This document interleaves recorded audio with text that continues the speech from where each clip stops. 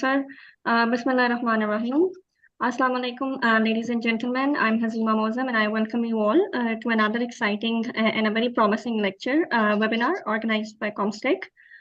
This webinar will be delivered by Professor Dr. Rashid Bashir. Professor Dr. Rashid Bashir is affiliated with Department of Bioengineering, Granger College of Engineering, Carl Illinois College of Medicine, University of Illinois at Urbana-Champaign.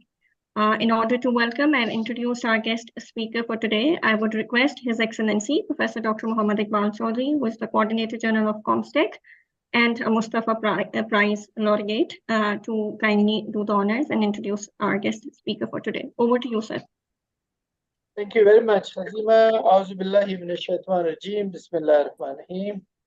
Assalamu alaikum. Good morning, good afternoon, and good evening, ladies and gentlemen. Professor Rashid Bashir, you would be pleased to know that out of my experience, your lecture is among the most popular one, as we have already, I believe, over 150 participants, and I'm sure that many of them are sharing the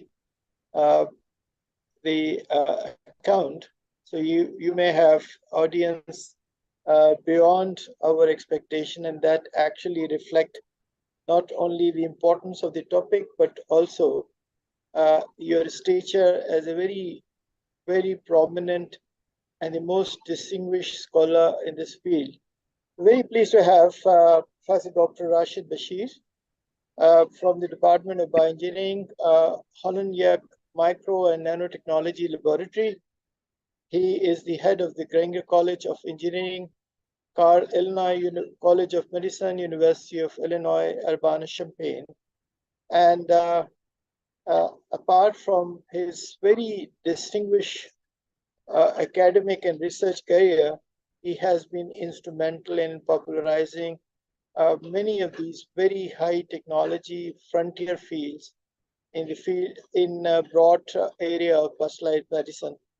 Dr. Bashir is a professor of bioengineering, and as I introduced that, he worked in one of the most prestigious universities of USA. I was in Cornell, and I got the opportunity of visiting his university multiple times, and I was always pleased to see that this institution has produced very high quality research. He has also been the department head of bioengineering and director of the Holland Micro and Nanotechnology Laboratory at the university. He was a member of the core founding team and co-chair of inaugural curriculum committee for Illinois College of Medicine, the world's first engineering-based college of medicine at the University of Illinois, Urbana-Champaign. He has previously been at the Purdue University, which I also had the opportunity of working. And he was working at the National Semiconductor Corporation as senior engineering manager. He has held a visiting scientist position at MIT's General Hospital and Schreiner College Hospital for Children, and was visiting professor of surgery at Harvard Medical College. So very prestigious positions at fascinating places. And of course, his direct contribution has led to many, many honors and awards. His group is interested in developing new diagnostic technologies for precision and personalized medicine, and in 3D biofabrication of cellular systems. Using bio-nanotechnology, bio-MEMS, and lab-on-chip, he is working at the interface of biology and engineering from the molecular to tissue scale, and aiming to make an impact on grand challenges in infectious diseases, sepsis, cancer, and others. He has authored or co-authored over 280 journal papers and has been granted 50 patents, a very high number of IPR protection in his credit, which reflects the applied side of his work. He's a fellow of IEEE, BMES, AIMBE, APS, IAMBE, and AI Royal Society and ASSS. Technology from his group has been licensed to many industries. I would like to appreciate the fact that he, with his very strong background in engineering, has actually moved into material science and linked it to direct application in medicine, especially in areas which has been neglected and where there can be a real impact. For instance, point of care diagnosis and diagnosis of the diseases which remain neglected. I would like to say that he is certainly an asset for all of us being part of the academic community, and we are very proud to have him as a distinguished speaker. We would like to mention that Professor Rashid Bashir would then be invited to Pakistan, and we would also request him to visit other OIC member states so the young people can benefit from his tremendous experience and his great motivation. Thank you very much, Brother Professor Rashid Bashir. I would like to invite you to kindly present your lecture. Great. Thank you so much, Dr. Chaudhary. Good morning, everyone, and good afternoon and good evening, as was said. And I really sincerely apologize for keeping you all waiting. I'm glad I was still able to connect. I just came to the office. I was going to do the seminar from home here. It's 7:15 now, or 7:20 almost. So I really apologize again. But I think I would be happy to stay as long as needed for any questions if you all have time. So thank you for this great opportunity. I'm humbled and honored to be here. I will present sort of a review and an update of my research group. I think this was already mentioned, so I'll just skip through this really fast. I worked at, after my PhD from Purdue in electrical engineering, I actually worked at National Semiconductor for 6 years. I then actually came back to Purdue University as a faculty member. And then during that time, while I was at Purdue, I also did a sabbatical and then held a visiting position at Harvard Medical School in Shriners Hospital for Children. That's affiliated with the Mass General Hospital. Came to University of Illinois for about 16 years ago now, and have held various positions there. I was the executive associate dean for our Carle, Illinois College of Medicine, which is the world's first engineering-based medical school. And then I've had this honor of being the dean of the Granger College of Engineering here for the last 6 years. I've been very interested in technology translation as well, and I've had multiple startups, and the current two that are still active is Pernosis and Vera Bio, and I'll just mention that briefly as well during my talk.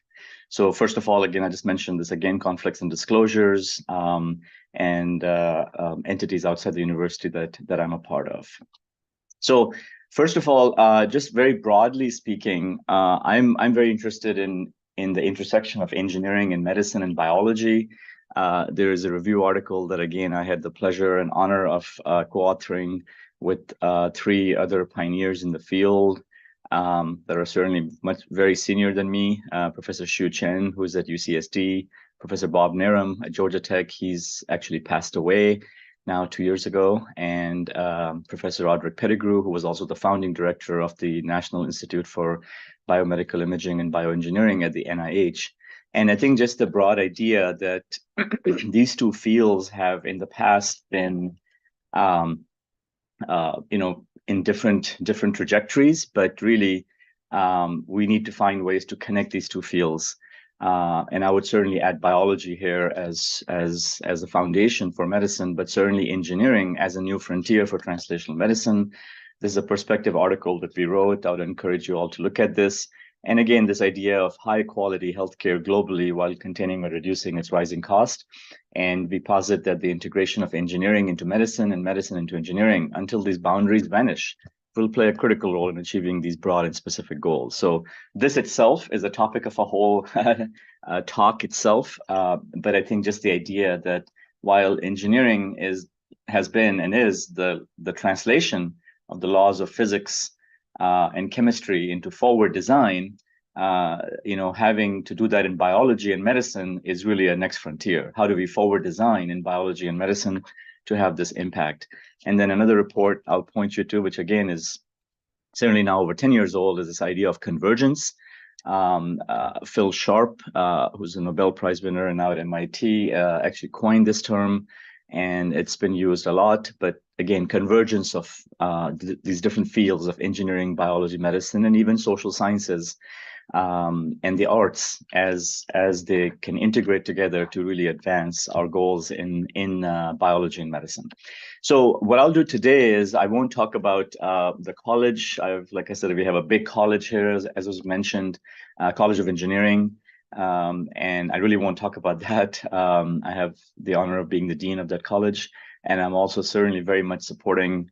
I have a faculty appointment in our College of Medicine as well, and really working on advancing that. But today I'll really talk about my own research group. I've been still pretty active in research, and we can take another time to talk about the College of Engineering and other big initiatives that we're working on here. My group is very interested in using micro nanotechnology, what I would call, I guess, across the scales, macro, micro, and nano fabrication to build structures at small scale and then apply them to grand challenge problems. We are very interested in developing tools for precision and personalized medicine, mainly looking at sepsis, global health, and cancer as the disease applications, and I'll talk about that today. And then the other part of my group is also very interested in 3D biofabrication of cellular systems, things like biological soft robotics, and these devices can also be used for drug screening and this idea of hyperorgans. So I'll give you some overview of that as well. So let me just get right to it and talk about a couple of sort of clinical challenges. And the first one I'll start with is sepsis. And sepsis in critical care and in hospitals. This actually is a leading cause of death in critical care in the US and the world. Sepsis is not talked about as much as many other diseases. Again, all of these are very important, stroke, cancer, heart disease, but the fact is that the number of deaths due to sepsis is larger than many of these others. Very important diseases. In the US, there's an estimated 26 billion annual cost to the healthcare system. And like I said, it's the most expensive condition, and it's the leading cause of readmission. Now, what happens in sepsis is it's, of course, triggered by an infection or some sort of insult to the system, to the body. And many of these individuals also have other conditions as well. So their immune system is weak and compromised, and then the infection takes over. So these numbers on the right can be found very easily on the CDC websites and other places. So if you look at what happens in today's workflow for infection care and management, and of course, this is also very relevant to what the world just went through with COVID. Much of the follow-on after a person gets infection and how their immune system responds is really related to sepsis. So what happens today is you have an onset of infection. At home, this is all pre-hospital, patient feels abnormal. It might take a few days. For many times your immune system might fix the problem, but then in some cases the patients go to the emergency department. Typically a blood culture is ordered, and because the blood culture takes too long and takes up to 5 days actually for a negative result, prescription broad spectrum antibiotics is performed. And after that, then if things continue to digress, then the patient will be admitted, and then there's a whole stream of steps that takes place. So the key challenges here are that the blood culture actually takes too long. This is one of the very fundamental limitations. And it turns out that many of the pathogens that might be in the blood, they're actually not culturable or not in that sample that's taken at that time. So more than 50% of them come out negative. How do you quantitatively profile the patient's immune system over time? And how do you also prioritize and stratify these sepsis patients and the antibiotic treatments? Because as we know, we're also certainly the prescription of antibiotics is more than it needs to be. So sepsis, as defined by a 2016 task force, is really sepsis 3 is the current definition. It's a life-threatening organ dysfunction due to a dysregulated host response to infection. And currently, the clinical practice is actually very qualitative. There's a score that's obtained through this simple algorithm. It's called SOFA, which stands for Sepsis-Related Organ Failure Assessment, which really, if you look at it, it's a couple of parameters here. such as the respiratory rate, mental status, and the blood pressure.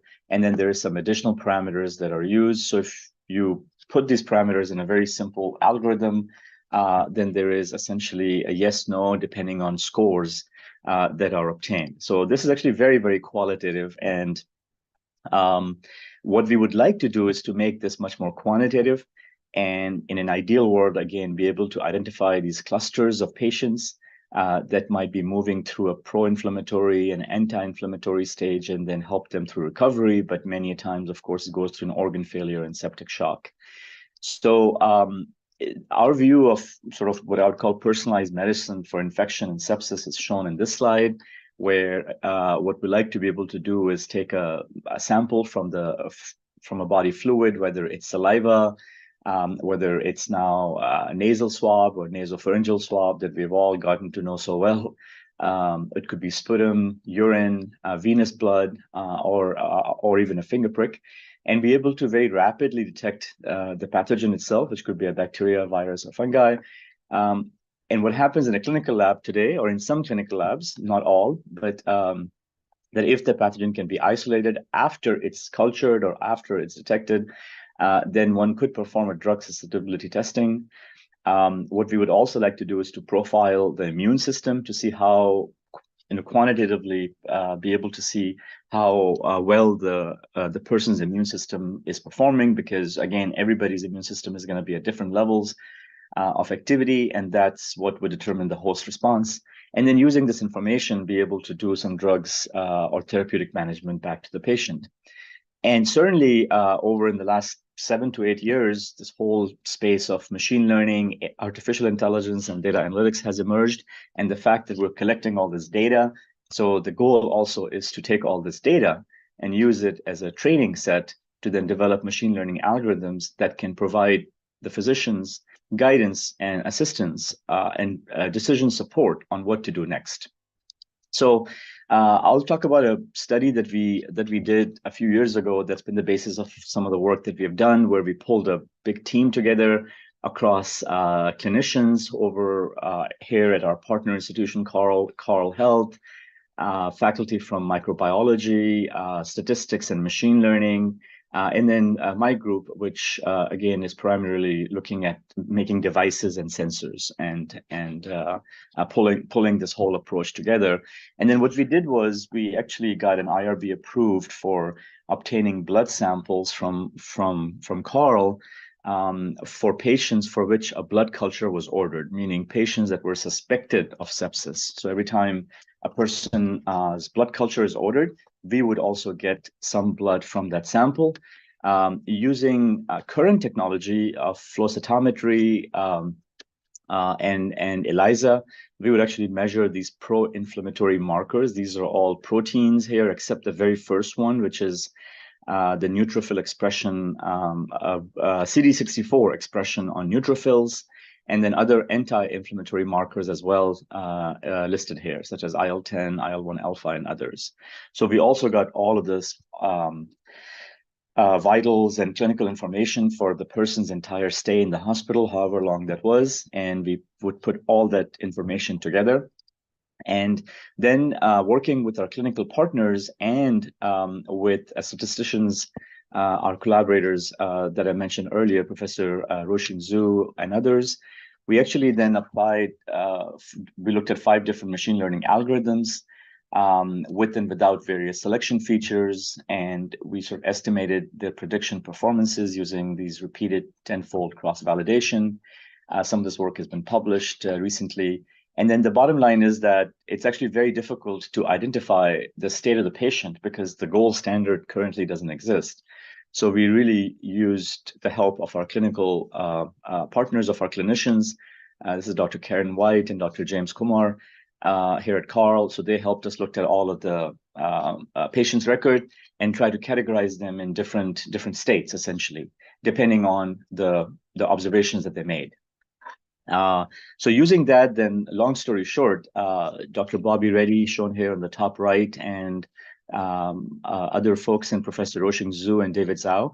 So what you see here is the result of a big study, which shows on the x-axis various parameters, clinical parameters, And on the y-axis is the importance of that clinical parameter to the patient outcome. And what you see here is that there are many parameters that actually affect sepsis. Sepsis is a very complicated condition. There is no one marker. Like for heart attack, for example, troponin is one marker that correlates very strongly, actually directly to a heart attack or a myocardial infarction. But in this case, there are multiple parameters such as IL-6, and if you look at it, there's, for example, just these 6: IL-6, PCT, IL-1RA, and others. These very strongly correlate to the patient outcome. But the thing is that any one of them can actually correlate to many other conditions as well. That's why the current clinical practice in this case is actually very non-quantitative. So our then approach has been to create a panel of these markers shown here to then correlate to the patient outcome and try to use that to stratify the patient outcome and provide that information to the clinician. So another thing I'll show you here is this is what's called the AUC curve, or looking at the predictive power. On the y-axis is the true positive, x-axis is the false negative. What you would like is the area under this curve to be 1, which would mean a perfect sort of 0 false positive and 100% true positive. And what you see here at the bottom, this again is data from a few years old, but you see that if you look at these various parameters that I mentioned, then the area under the curve can be as high as 0.81. And what's really fascinating and interesting here is that if you look at these bottom two, the orange and the purple line, this is the SOFA. This is the SOFA and what's also called the quantitative SOFA. These two scores is today's clinical practice, and you see that their area under the curve is about 0.5, which means that it's really a coin toss. So today, if you were to use the SOFA approach, which is used in the clinic, it's a 50% predictive power, basically. Whereas as you start adding these parameters from blood, then the predictive power significantly goes up. And our most recent data is actually much higher than that even, which is very exciting. So the point is that also if you look at the time that you use to collect the data, we also showed that the data from 1 drop of blood at the beginning, essentially, measurement is the same as collecting 16 hours of EMR data alone. So long story short, and I know this is actually something different that we got into in the recent years using AI and machine learning, but this shows a quantitative way to actually select what markers to look for, right? And I think that's the point of this last few slides. But then using that, then with the knowledge of what it is that we want to look for in terms of the protein markers from the blood sample, now I'll talk about what we have done for much longer over the years in my group, which is to develop microfluidic devices on a chip that can analyze different samples of blood or other body fluids. So here is one approach. What I'm showing you here is just a schematic of the different steps that are performed from a whole blood samples. So we take a whole blood sample, we put it in a microfluidic device the size of a credit card, for example. It can take whole blood. We introduce a red blood cell lysis buffer. So there's a serpentine region here, a microfluidic mixer where the red blood cells can get lysed. Then we introduce a quenching buffer to stop the red blood cell lysing. And then the blood cells go through an electrical counter, very similar to what's called a Coulter counter on a chip. Here at the bottom here, you see an optical image of these 3 electrodes. This is a top view of one of those counters on a chip. You see this inlet from the left coming into a narrow channel. Cells pass through this over these 3 electrodes. And you can see here, these black dots are some of the individual cells. And the scale bar here is actually about 50 microns. So the size of this channel is about 12 to 15 microns, allowing one cell to pass it at any given time. And basically what this becomes then is it really allows us to do a point of care, blood cell count. And over the years, we've published this platform in different journals. And we're able to do total white blood cell count, lymphocytes, granulocytes and monocytes can also be obtained. And then also specific white blood cells expressing specific receptors such as CD4 positive, CD8 positive, or CD64 positive.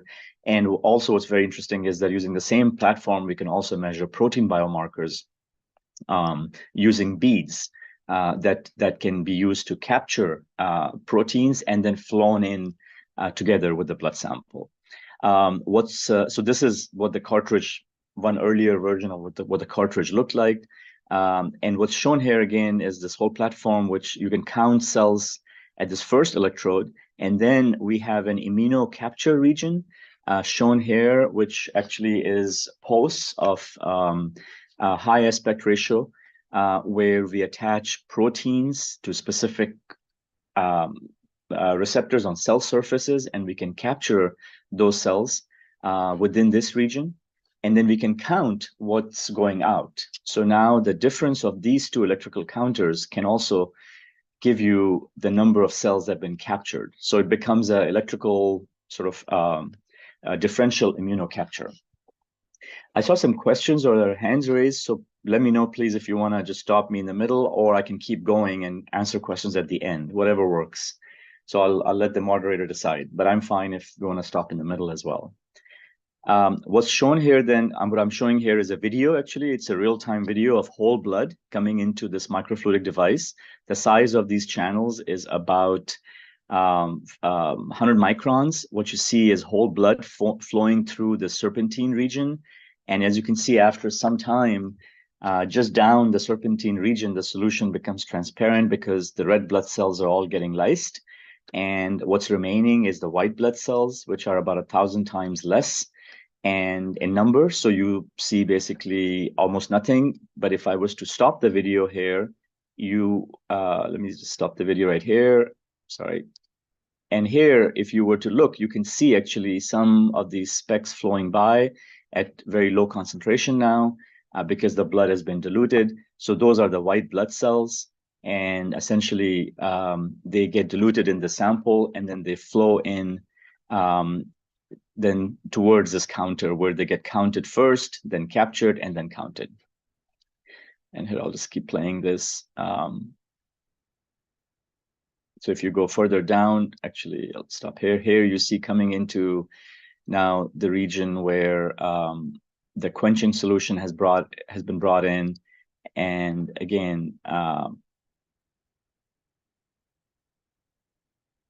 this is the entire microfluidic region where, again, in the beginning, you could see the whole blood coming in. This is all blood cells, but then the red blood cells get lysed and the white blood cells remain. Okay. So, oh, I'm sorry. I think my video got hung up here a little bit. So this approach then becomes a very powerful approach to detect multiple types of,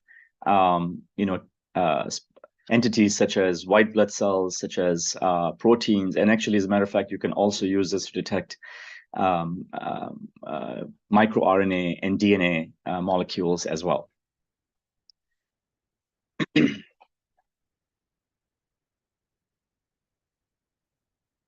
sorry, I apologize here. For some reason my Microsoft PowerPoint is.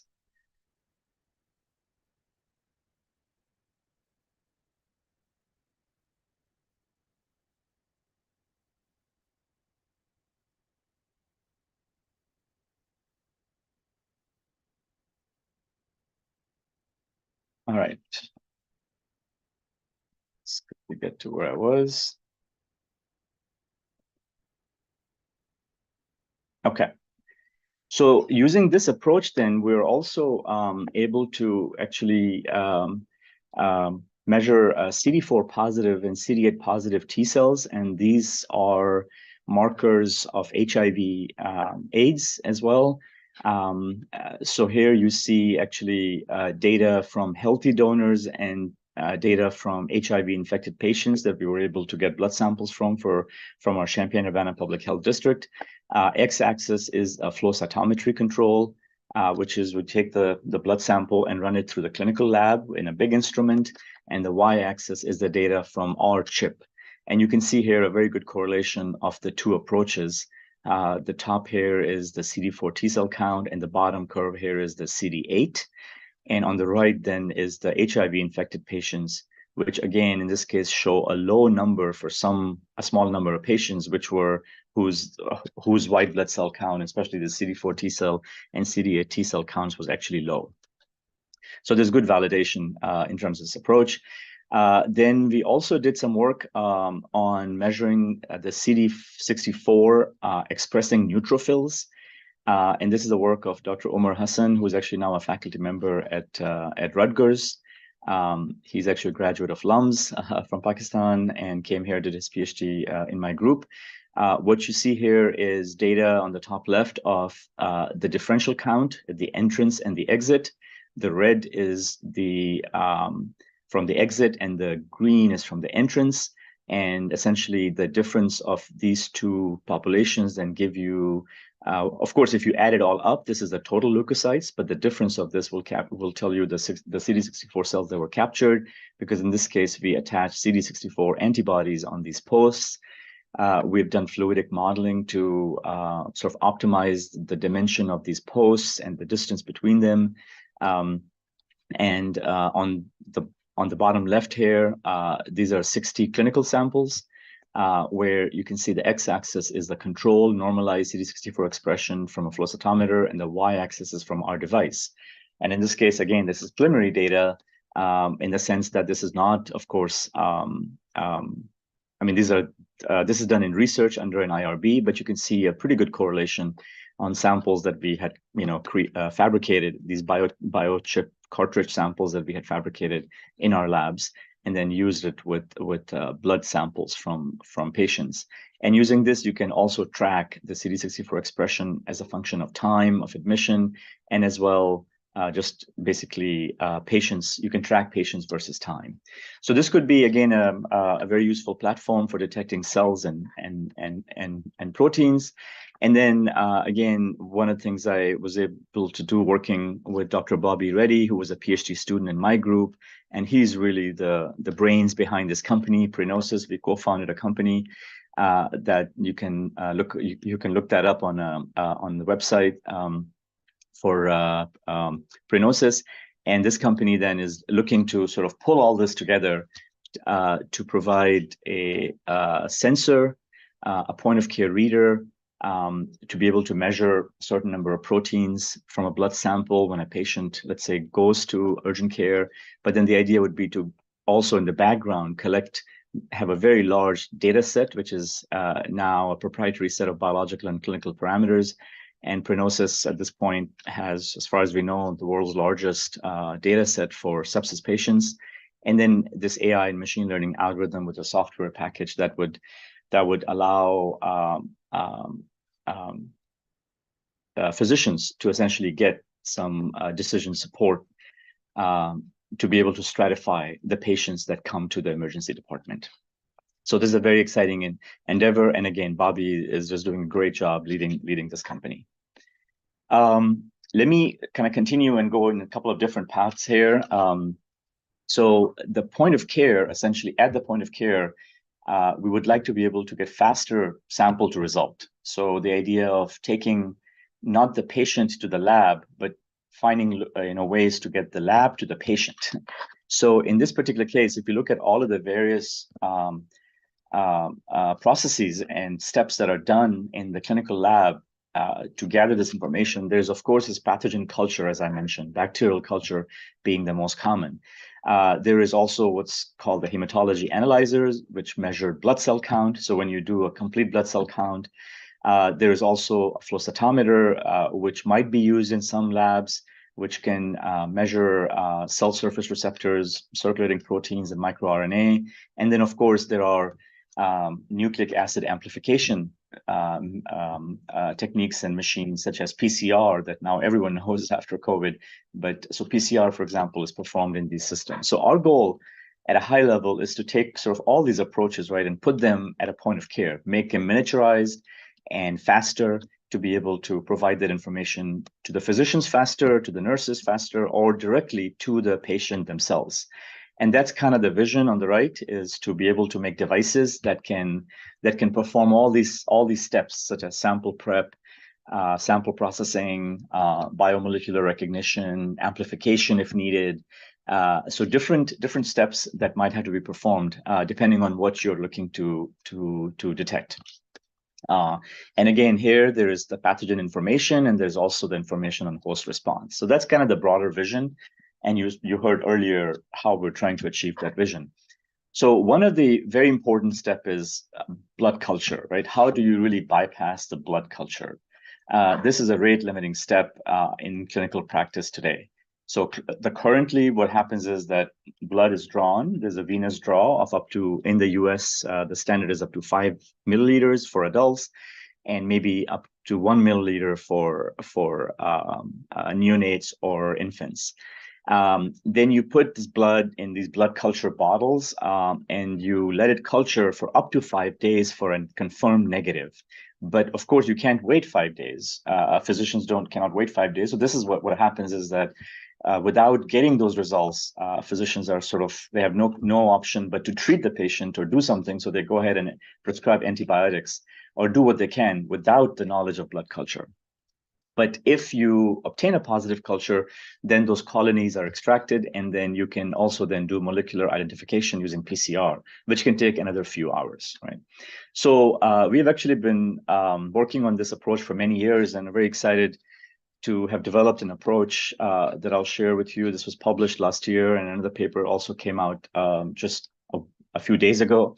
And it's really inspired by this dried blood spot technology. This has been around where you can actually put a drop of blood in this filter paper, and it's been found that the nucleic acid, especially DNA, can be preserved, and it stays intact in that dried state. And you can even sort of take these filter paper spots and even ship them, but certainly then resuspend this in a solution to recover the DNA from that. So typically that step or this dried blood spot technology that is commercially available is done just with very small volumes of blood. So when we looked at that, we said, well, this is an interesting idea and it's being used. Why not scale this up? Why not think about how do you scale this up at large scale and do an entire 5 ml, which is basically a whole vial of blood. So that's kind of what we did. We came up with this approach, which the whole process takes about 2.5 hours. In what we published, at least, as compared to a few days. And in this case, we do a red blood cell lysis. We further mechanically rupture the bacteria, which is really an important step, and it's currently done in clinical practice for a very low number of bacterial counts. And then we do what we call a drying and a thermal lysis step, where we actually dry the blood. So we take that large volume of blood and we actually dry it, essentially evaporate all of the water from it and come up with a solid matrix. And using that solid matrix let's say in this case shown here in the bottom of a vial, you have a solid phase. We introduce the liquid reagents. So now you have this, what we call a biphasic matrix, because it's got two phases, a solid, a very sort of porous solid, which is this dried blood. And then the liquid, which will have the reagents and the primers and all of the other enzymes for performing amplification or detection of a specific nucleic acid from the bacteria that you're looking for.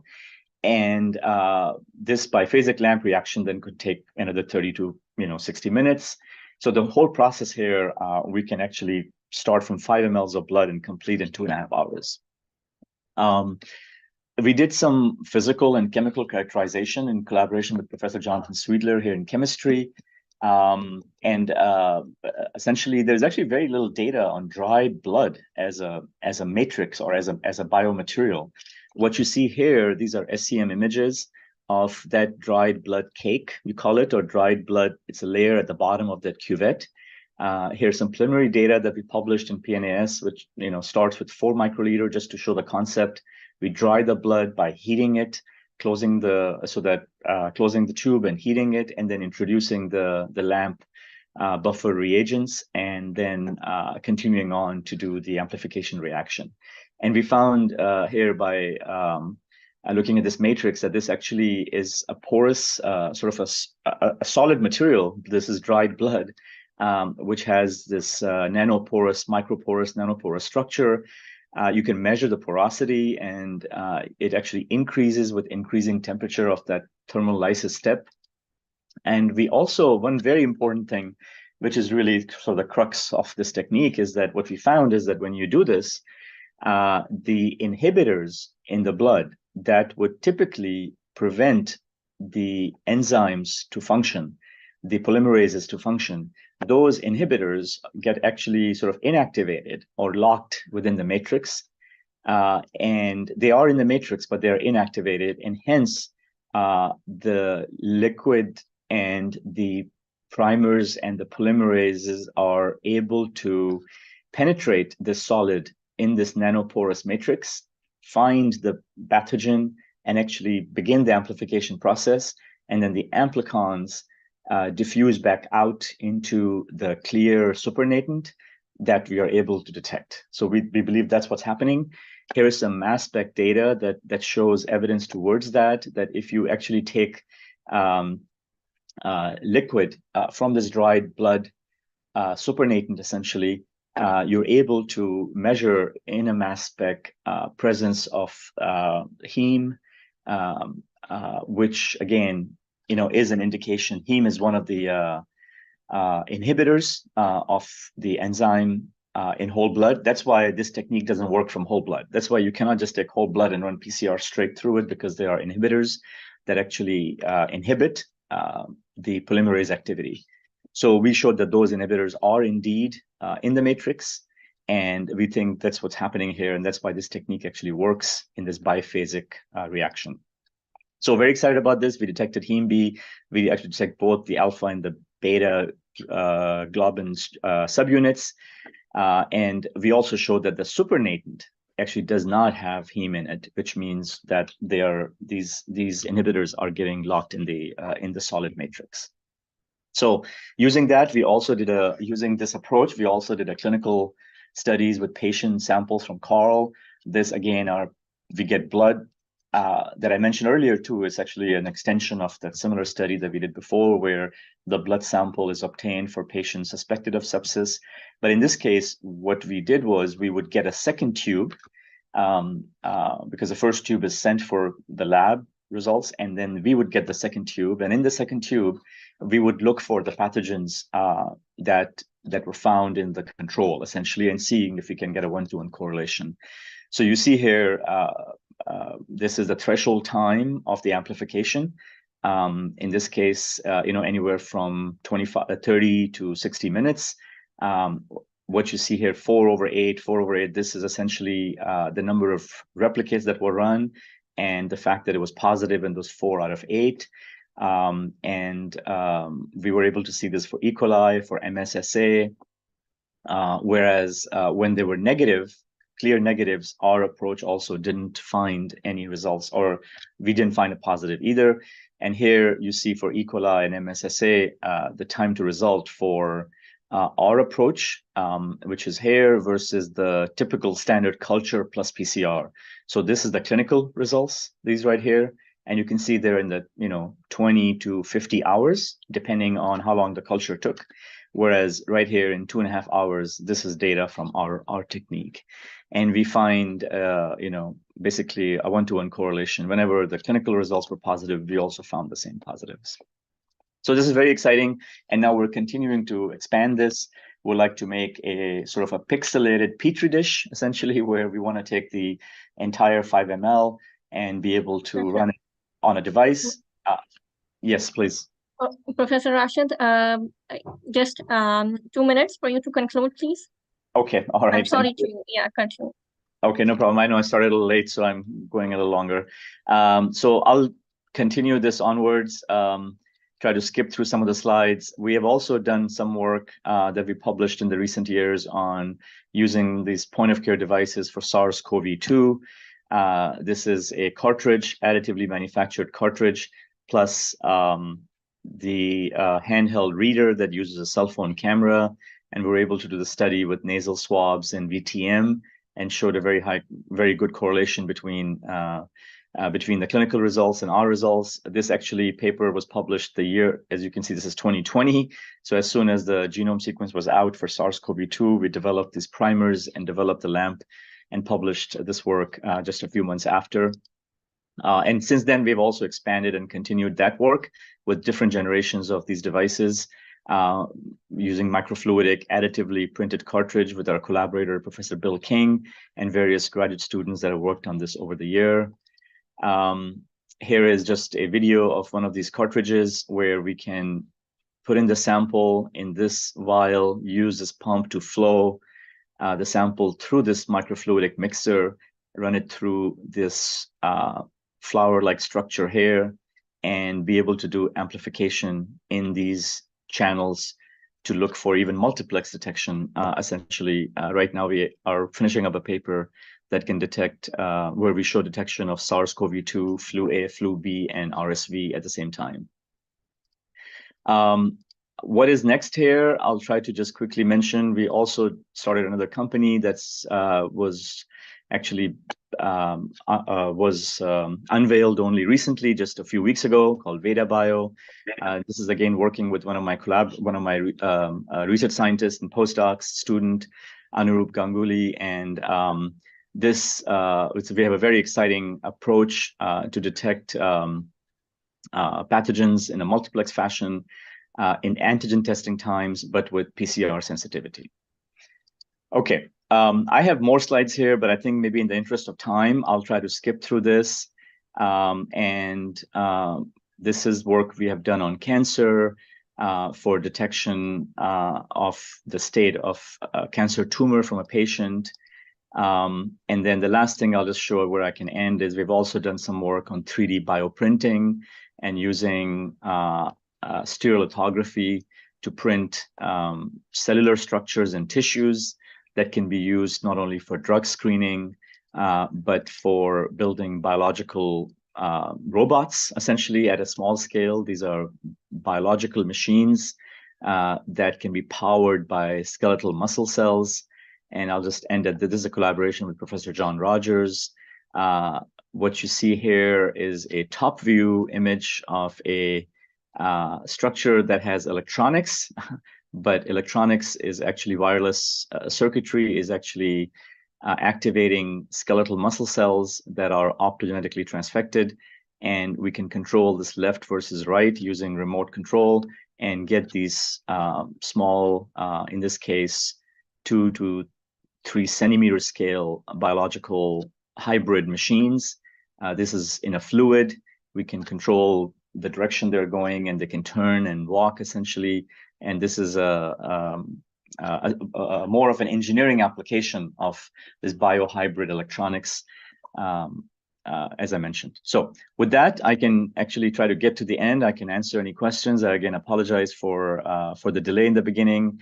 I also want to mention, if you can look up this website, we also recently were awarded a Chan Zuckerberg BioHub that's going to be in Chicago. This is in collaboration with Northwestern, University of Illinois, Urbana-Champaign, and University of Chicago.